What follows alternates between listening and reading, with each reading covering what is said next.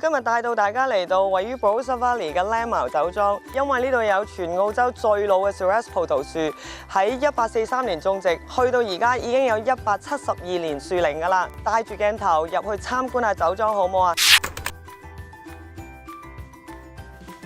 When my family bought this property in 1996, these old vines had been left to neglect for nearly 10 years. We actually had canes running across 6 rows from one vine. This whole ground was just covered in grapevine. The first probably 5 years of pruning, you were trying to restore a vine. These vines originally would have started without any trellis, so they usually start off quite low. They're hard to pick and they're harder to prune. When we restored this old vineyard, we put in taller posts, 2-wire trellis system, so we can keep the vines higher from the ground.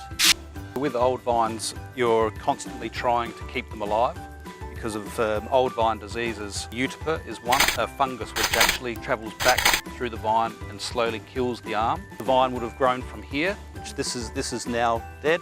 It's very tricky, the pruning. This style of pruning we call rod and spur pruning.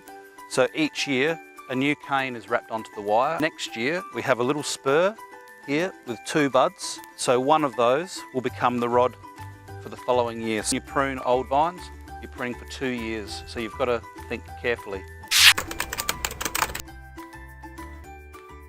This is the essence of Langmeil. These vines was a real rescue mission. Originally planted about 500 metres down the road into what is now a housing estate. These vines were going to be ripped out, piled up and burnt. We know that these vines were planted by the same gentleman, Christian Art, the same gentleman that planted the Freedom vines. These vines are pre-1860, too special to lose them. So we transplanted this vineyard over 2 winters, 1 vine at a time. We ended up with over a 90% success rate. We adapted the tractor with a mature tree transplanter, so we could dig a very large root ball, and 1 vine at a time we transported them to this site. That's how the name came about. The Orphan Bank wine itself, it does not just come from this vineyard. Many old vineyards from around the Barossa Valley and Eden Valley, and usually the average age is over 100 years old.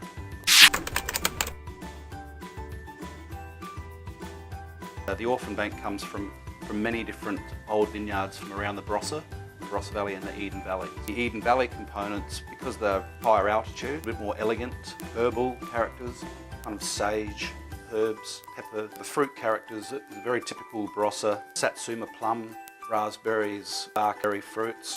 Freedom is, because it's a single vineyard wine, you have to work with the vintage conditions each year. The vineyard is dry farmed, so there's no irrigation. The drier vintages tend to be much lower yielding, more powerful weight and mouthfeel to the wine. The cooler vintages, yes, you do get some elegance, but the fruit spectrum is always on that darker blueberries, mulberries kind of character. Stylistically, I'm trying to make, it'll be a richer wine usually than the Orphan Bank. The other difference, I guess, which is quite important, is with the Freedom, we use a lot more new oak, 80 and 60% new oak.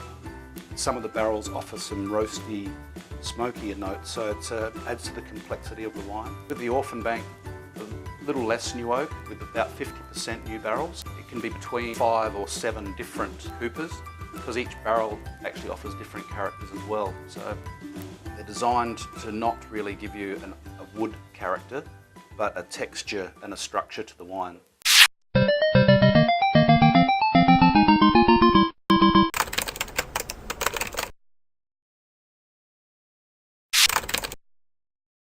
When tasting wine, you can't drink everything.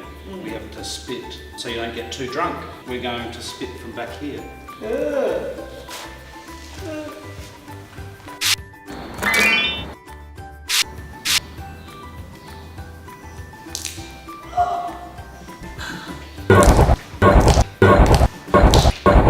Corinne, you've failed the challenge, so now you have to wash the whole winery floor before lunch.